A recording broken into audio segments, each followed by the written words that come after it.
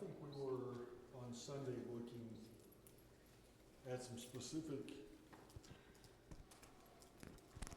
forms of abusive speech or ways that we can hurt people with our speech. I guess it's the same thing. And I also wanted to talk about some practical ways that we can reduce evil speech. I think those are two very practical questions that are helpful for us to consider and think about. And whether you're comfortable sharing with the class about ways that you know you've hurt people with your speech or not, it's a helpful exercise to think about ways that we have used our speech in ways that is, one, unbecoming a Christian, but is hurtful to other people around us. So we talked about a few things on Sunday. I know gossip was one of the ones that got brought up. What are some characteristics of gossip that are important for us to recognize and understand? What is gossip? Yes, Samantha. I think of it as an eagerness to tell things that are none of your business. Okay, so it's an eagerness to be involved in other people's business and telling things about other people that are not your business to tell. So there's that aspect of it. I want to talk about this particular subject because I think sometimes we misunderstand the nature of what it means to be a talebearer or a gossip from a biblical point of view. And so I want to make sure we understand the nature of what gossiping or talebearing or those kinds of things, really, what that really means from a biblical point of view. Proverbs is a huge source for a lot of information with regard to this particular topic. Isn't it true that, like, not all the time, but isn't it true that typically people who gossip don't get all the facts before they go share stuff? Okay, so that is one aspect of it, is that people will share things without having all of the facts. What else is true of gossip? Yes, ma'am. People could ask questions of you. Well, what do you know about this? Or, Yes. so what have you heard about this? Or, Right. so what's going on with this? So, so I guess being trained that it is, if I say something like that, I've had to learn to say, wait a minute. That's a great point. I think typically we think of gossip as something we engage in from the perspective of we're the talebearer or the one who's telling things. And Joy brings up a great point in that sometimes it may be that somebody else is bringing you something that they have no business bringing, and we have to be on guard for that and do our best not to engage in that kind of behavior. It's not something I need to know about. It's not something you ought to be telling anyway, but I certainly don't need to know about it. And it's so what else? Yes, ma'am. It's hurtful to other people. Okay, it's hurtful to other people. It's hurtful to the situation itself. That's what's going on. I wanted us to talk about this because I think a lot of times we think, well, it's not gossip if it's true. If what I'm saying about someone else is a truthful statement, then that's not gossip. Samantha. Isn't there, like, another aspect of it is, maybe I'm thinking more of slander than gossip, but trying to ruin someone's reputation?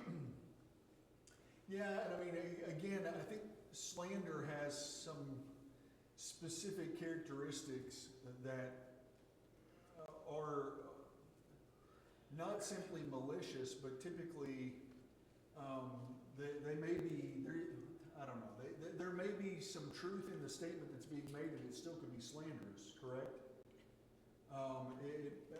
Or is that not true? Is slander inherently falsehoods? No, it was that slander always meant you were spreading something. Something that's false. And libel is the written form of slander, correct? I mean, I guess the biggest distinction between the two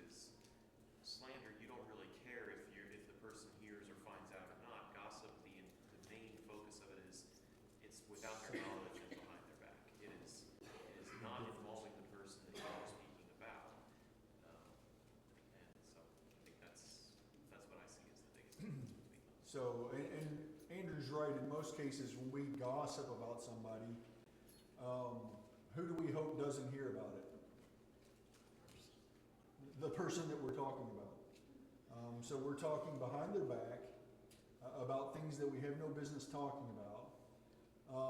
The statements may or may not be true. The truthfulness of the statements is really irrelevant to the whole thing. Why is it a problem? And I mean, there are multiple reasons that we can give here too. Yes, sir. It's impossible to control, for one thing. He talks about a fire spreading as Okay. an example. And I think the Bible condemns gossip so strongly because you are putting a thought in someone else's mind that doesn't have a justification to be there. But it is now so hard for that person to think unbiasedly about the person that you have told them something about. They might forever have a certain opinion about that person that is unfounded because they listened to whatever someone had to say. Well, and I appreciate the fact that Andrew is looking at practical reasons why gossip is a problem. I mean, the reality is the Bible warns over and over again, don't gossip, right? And don't not only don't be involved in gossip, but don't be a busybody in a number of different ways, which could include the idea Joy was talking about, which is just listening to it. Meddling in other people's affairs. But Andrew is looking at the reasons why, likely reasons why, gossip is warned against so strongly throughout Scripture. And that is that one of the reasons that Andrew gave is that it puts a thought in someone else's head that becomes difficult for them to get out. It may be a true statement. It may not be a true statement. Again, the truthfulness is irrelevant. But now I know this fact about this person that becomes difficult for me to look at them the way that I looked at them before I knew that, before I knew that particular piece of information. Yes, ma'am. I think one of the things that Mom was saying was these fishing questions. Yes. That, you really have to guard against because, some people they either want you to come to the same conclusion they do. What do you think about this? Or they want more information of something that you are partial, like inside information about, and they're, fishing. Fishing for And you information. just have to be so careful. Like that is, yes, that's a scary one. So one of the reasons that it's bad is because it puts thoughts into our head that wouldn't be there otherwise, and becomes difficult for us to get out. What else? What are other reasons why gossip is? It can be divisive. Okay, it can be divisive. If nothing else, who will it divide? At least initially, unless there's reconciliation. Who is it guaranteed to divide if it comes out? The gossiper or the one who's being gossiped about. Do people appreciate having things that are not supposed to be shared about them shared with other people, even if they're true? No. And so there's a betrayal that goes along with that, and a lack of trust that is inherent in the action, and it becomes difficult for them to have the same kind of relationship they had before. Or if they never had a relationship, it's going to be difficult to establish one because of the gossip. It also fuels your own bias.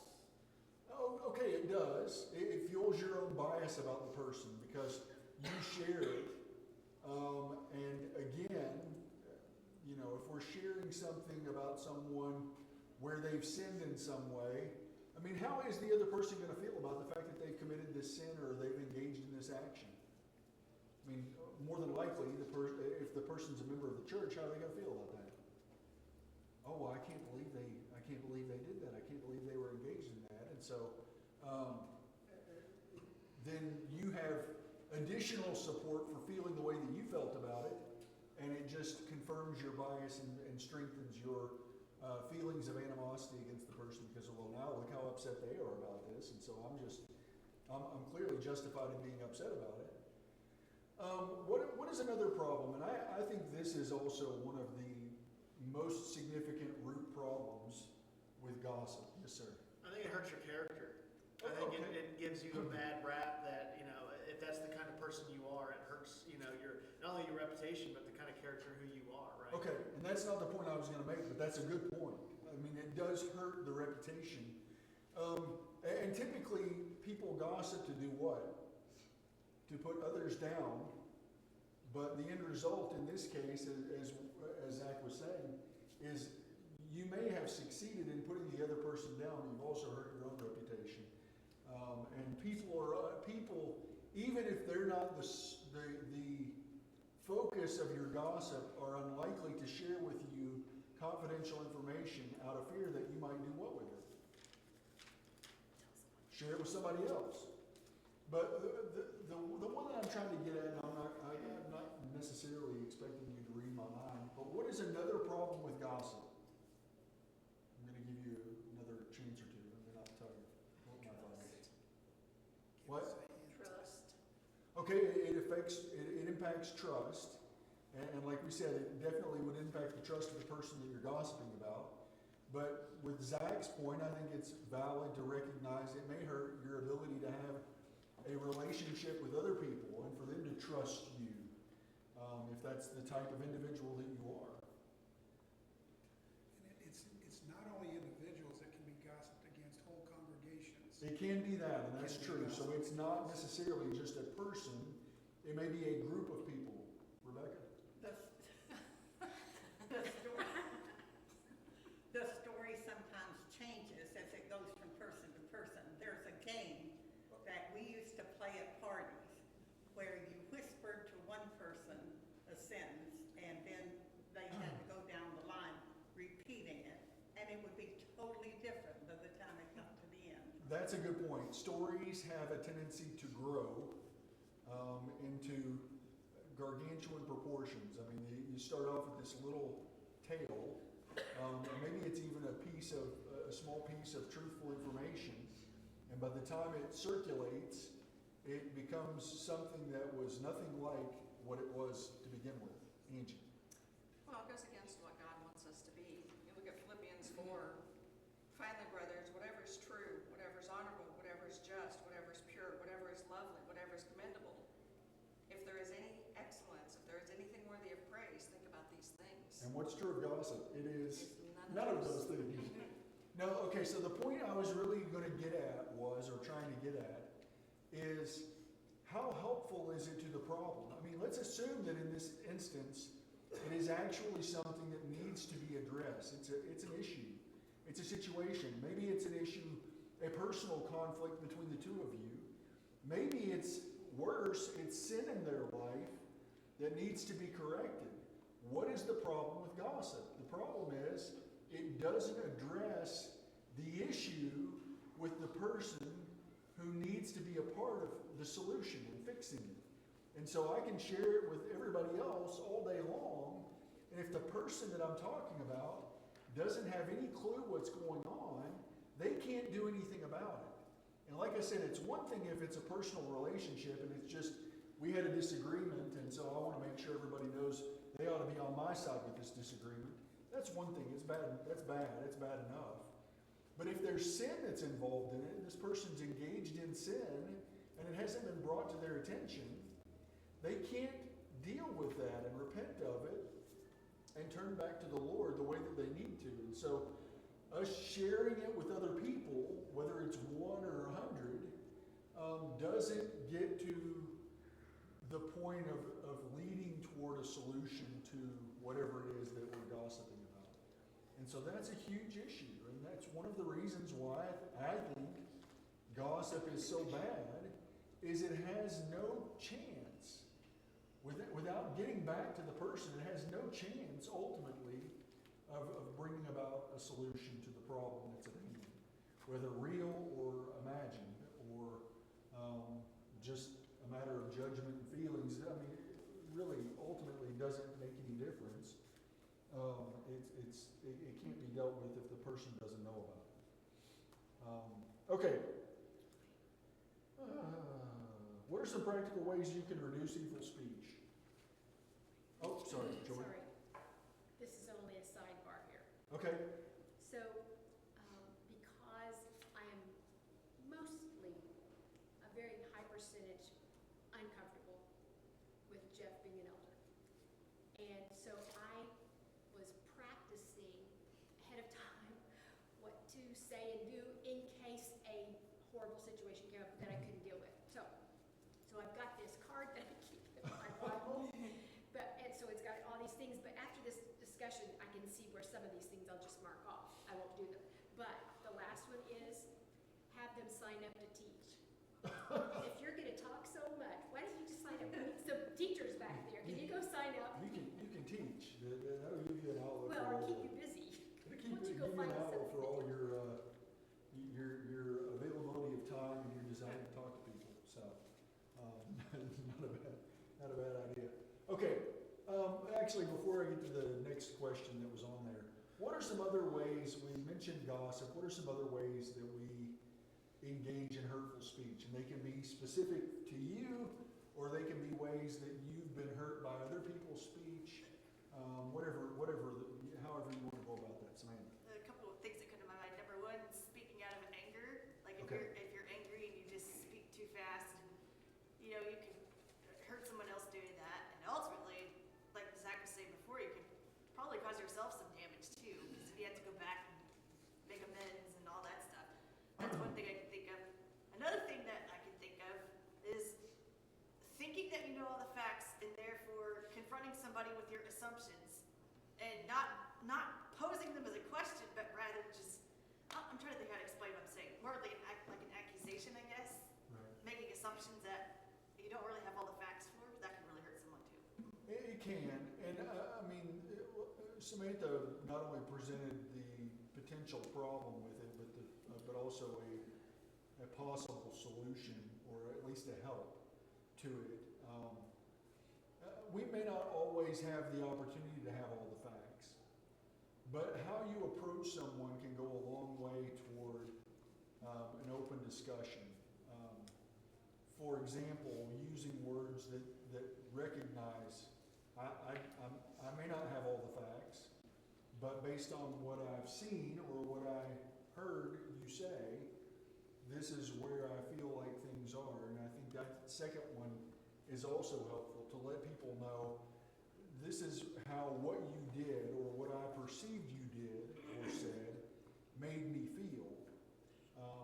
And recognizing feelings are not always an accurate gauge for what's actually transpiring or going on can be helpful. It doesn't necessarily mean that they did anything that they should be sorry for. I may be in the wrong for the way that I felt about it. And so it just opens up an opportunity for us to have a dialogue, a discussion that can lead to reconciliation and solving what is a perceived problem. Zach? One that I struggle with the most, and it's probably one not a lot of us think about or categorize with something like this, but it's just simply talking negatively. And with conversation, thought, or anything you're talking with people, if you're focused on the negative about everything, that not only impacts you, but it can impact them a whole lot. Like there's been situations in the little time I've been married where I found myself talking negatively, and it's impacting her. And so it can be a struggle for sure. Well, I mean, if kind words and edifying words can build up and make us feel better and encourage us, then Zach's point's true. I mean, the negative things that we say, whether they're intended to be negative about the person we're talking to or not, or just general statements about life, can lead to negative feelings and a negative mindset for the person that you're talking to. I do want to offer a little bit of a disclaimer to that idea. There are people, we've all known them, who are constant complainers. The Old Testament would have called them murmurers or grumblers. There are people who are like that. I mean, it seems like every word almost that comes out of their mouth is negative, and it's either about what they're feeling or what they've experienced or the state of the world or whatever. Just seems like, generally speaking, they have a negative attitude with regard to everything.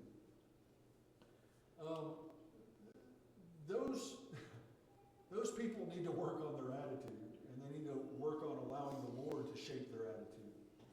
That said, I think it's important for us to recognize, because I think we get such a distaste for that, and we warn against that so heavily, that we almost feel like if we complain at all, that we've somehow stepped into that category and that it's a problem. I've had people who will come up to me and say, I don't mean to be so negative, but they tell me about something they're experiencing in their life, and they're, it's making a hard time for them. And then they apologize. I'm sorry for being so negative. And I'm like, look at me. You are not a complainer. And if you're not a complainer, there are occasions and there are people that all of us should have that allow us to express those kinds of feelings to, so that we can get them out there and deal with them. We ought not to bottle everything up and keep it inside, because that can cause problems in and of itself. But maybe I'm speaking more out of my own personality, but for me, when I face difficulties, the opportunity sometimes just to talk about that out loud, for me to hear some of the things that I say and some of the thought processes I'm going through, can be helpful to me. Sometimes it's helpful to me to recognize, I don't know what you're making such a big deal about. This is really not that big a deal at all. Other times, it is a really big deal, but talking about it helps me to work through those feelings and get where I need to be with regard to it. And so I do want us to recognize that just because we have struggles, we have a bad day, or we're facing some experience in our life that's difficult, it's not wrong to share that. Obviously, we should spend time in prayer about it, but we should be able to depend on each other to be people that we can share those kinds of feelings with, those kinds of thoughts with, and find encouragement to be what we ought to be. And I think it's helpful when people are willing to share things like that, for there to be a level of transparency and a back and forth dialogue. I mean, because the reality is, I don't care what it is. I don't mean I don't care. It doesn't matter what you're struggling with. Maybe that's a better way to put it. It doesn't sound like I don't care. It doesn't matter what you're struggling with. The reality is, all of us struggle. Life is hard. Relationships are hard. And we need to be able to talk about those things with each other. And if we can't talk about them with people of like precious faith, who are going to encourage us to stand where God wants us to stand in the midst of those thoughts and feelings, then who else can we talk to? Who else can we trust with that kind of information? And so I do want to at least recognize that fact. I think that's valid, and I don't think it violates any principle of Scripture for us to utilize our relationships with each other in that way. Chips, you have something? I was going to say, social media, they encourage people to comment, and Yes. 50% of the time it just snowballs, and people say whatever, and they think that no one's going to find out, but there's been thousands of times that people have figured out who they were and retaliated and stuff like that. Yeah, I mean, there are people that are on social media that make it their aim to find out, to find you. If you've done something or said something that they feel like is hurtful, they will make it their goal to find you and then to expose you.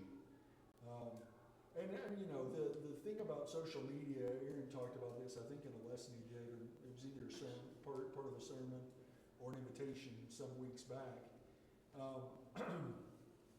mean, the majority of what we say when we communicate to each other, what's involved in that?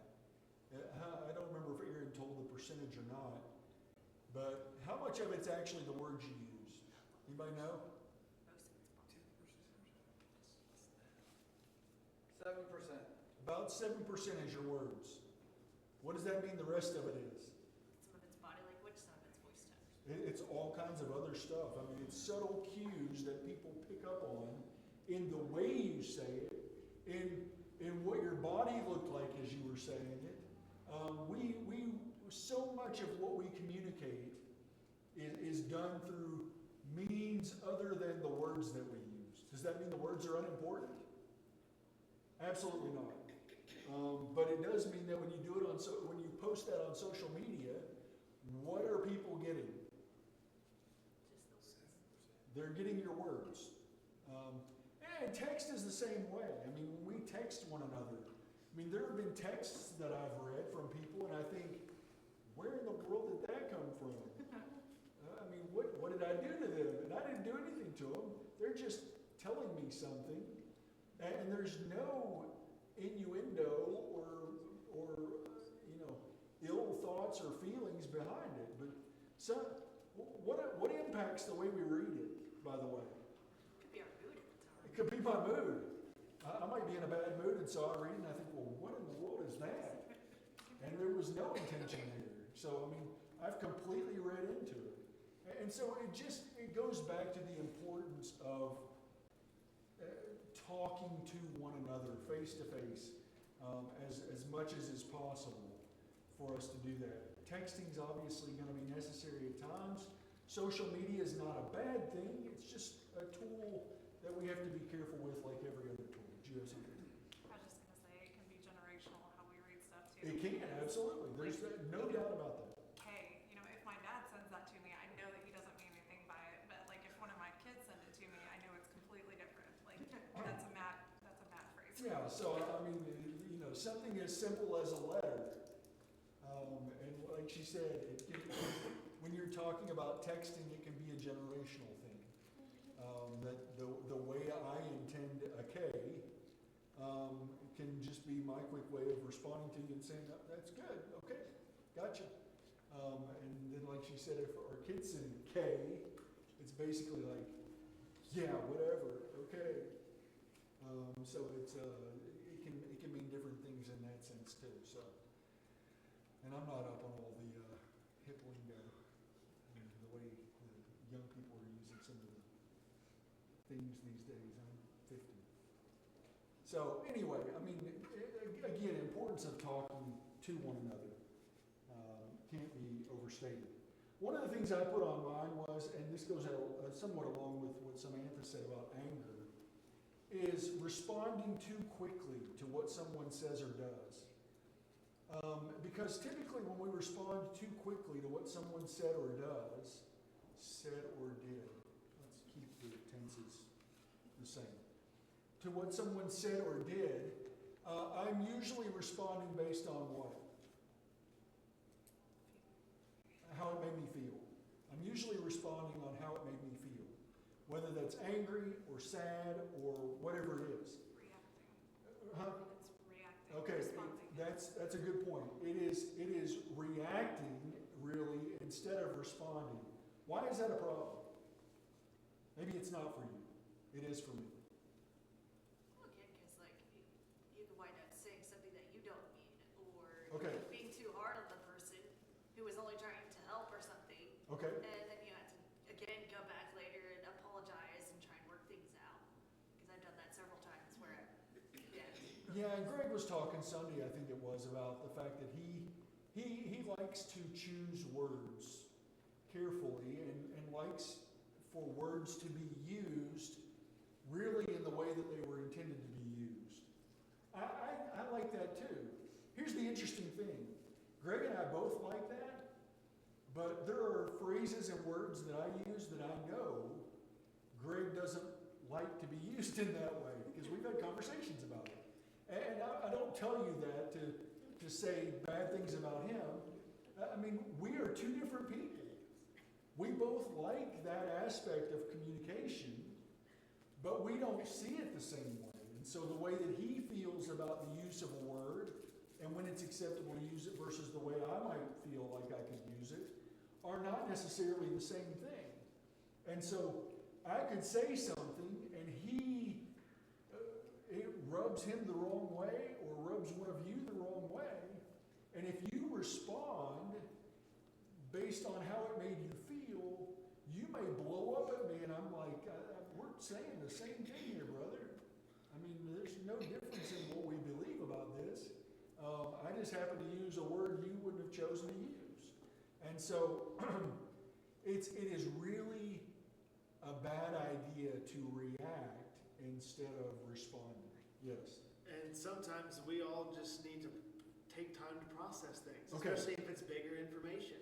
Because there's been plenty of times in my life, and I'm sure everybody's life, that we have reacted to something, walked away from the conversation, and came back to it saying, you know what, I thought about it, I processed it, I shouldn't have blown up the way I did. Right. We've all been there. Right. Although I reacted yesterday, I think it was it Tuesday? To the ice cream truck. Was it Tuesday? Monday. I reacted to the fact that the ice cream truck was just down the street and I could hear her little tune that she was playing. And I got out of my truck and saw Ava and I'm like, ice cream. And she's thinking, you all are not going to buy us ice cream, so I'm not even going to ask. I'm like, we need ice cream. And she was too busy wanting to show me something else to even be excited about it. I'm like, I never thought I would say something about ice cream and I would not be excited. But I reacted to that. How big a deal is it that I reacted to the ice cream truck and bought 4 cones? Is that a big deal? No. But if I react to what someone tells me or what somebody does to me, that can cause a great deal of damage. Now, some people might say, well, yeah, it was a bad idea for you to get ice cream. It's not healthy. But in the grand scheme of things, it's not that big a deal. But reacting instead of responding to what people say can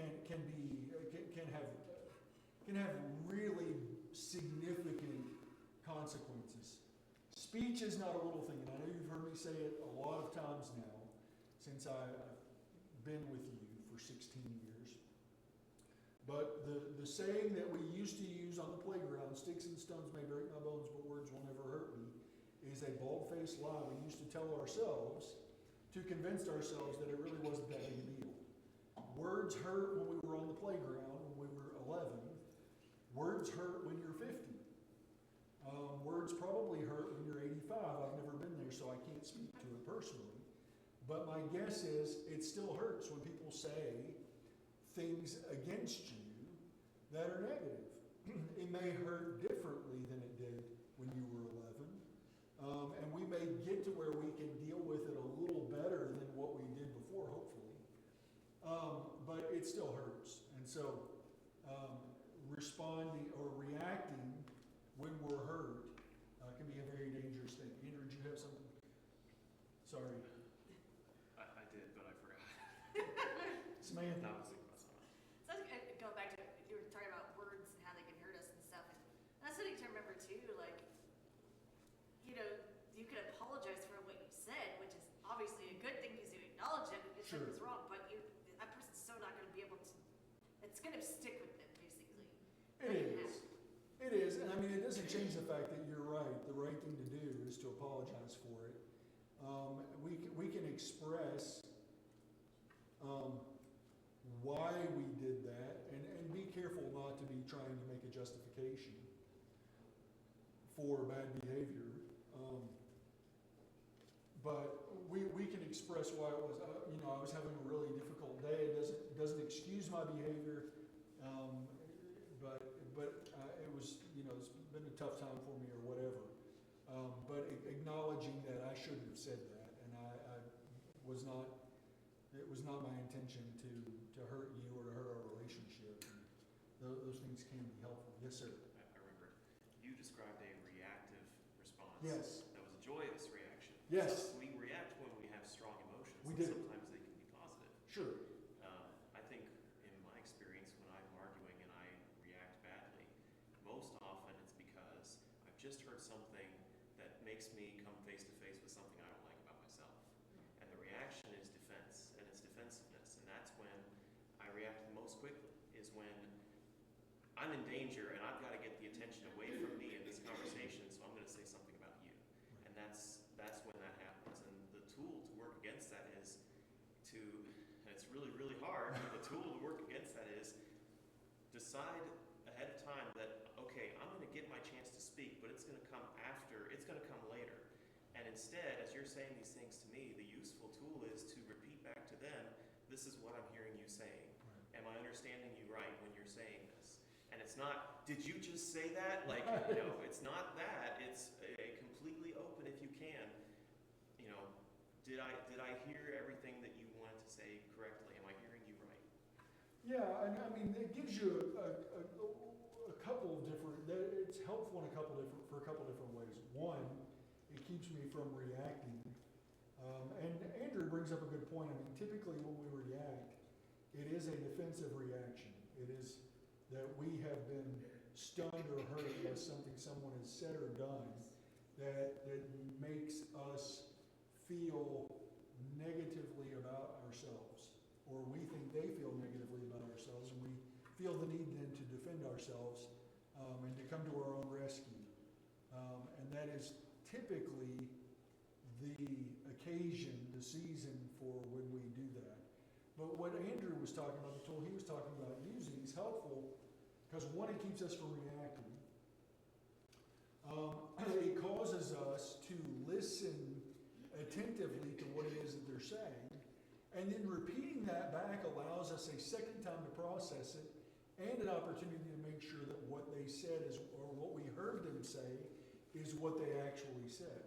So it's a multi-pronged attack, essentially, against the danger of reacting and saying something we ought not to say. So it gives us multiple tools in our arsenal for trying to combat the temptation to respond in an inappropriate way. Yes, ma'am, Joy. What Andrew was talking about are called triggers, and I hadn't really thought about the way he described it, that like triggers back something that he already thinks about himself, where it can also be, it can trigger an episode in your life or in your past that was horrific. Right. And they don't know that, but those are called triggers. Yeah, that's true. I mean, it can be something that you've experienced before that had a negative impact.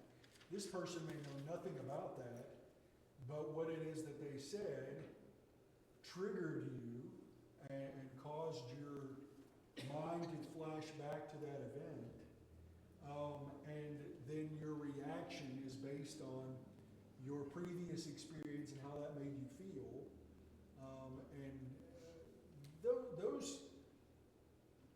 Those can be a little more difficult, especially in certain instances. Can be difficult not to respond. Not necessarily not to respond verbally. I think sometimes, I think we can control that, but the emotional response in other ways may be more difficult to control and contain. So anyway, but good tools for us to think about in trying to overcome. I mean, James actually talked about this in chapter 1, right? We should be quick to hear, slow to speak, and slow to wrath, or slow to anger.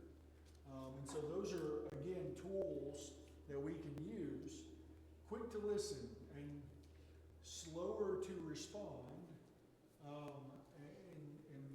and answering them, and being really careful not to respond in anger. Paul said in Ephesians 4:29, be angry but don't sin. So another warning for us to grab a hold of. Okay. Anything else? Any other specific ways that we misuse our speech, or any other tools you can think of that are helpful in trying to overcome hurtful speech? Yes, sir. This is one of those, tell the things that the old men told you years ago. Yes. And some of these older, wiser men, as they mature, and they tell you how they were when they were young, you just can't believe it. This was Gail Lockmiller, actually, and he said that when he made up his mind that he was going to quit gossiping and cussing and straighten out his speech, when he would catch himself, he would stop mid-sentence, apologize, and rephrase what he did in the appropriate term. He said it did two things. It, number one, made him conscious of it, Right. and made him really fix it because it was somewhat embarrassing at the beginning. But he said it was a very effective tool. Well, and I mean, you bring up a good, in relating to what Gail said, you bring up a good point. I mean, a lot of our speech habits are exactly that, right? They become habits. And we may not even think about them. I mean, there are people who use words and phrases in their everyday life that they don't even really think about the fact that that's what they're saying, and what they're saying may be offensive to some people. To them, it's just the way they talk. And that seems odd to us sometimes because we are trying to be what God wants us to be, and we recognize the importance of controlling our speech and trying to be careful not to be offensive with what we say. But there are a lot of other people who are out there in the world who don't have that foundation. They don't have that background and experience.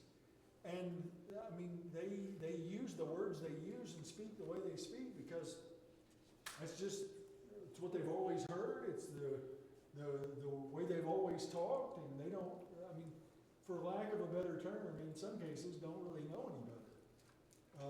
And I mean, if you bring it to their attention, they may be like, well, I don't know why that's offensive to you, but I mean, that's the way my parents always talked, or I mean, whoever did, yes. And so, this is not really the original thought, but, and so if we don't speak back or respond back differently than the world does, they're not gonna be impressed with Jesus because we claim to be a Christian and yet we're still doing that. That's the side part.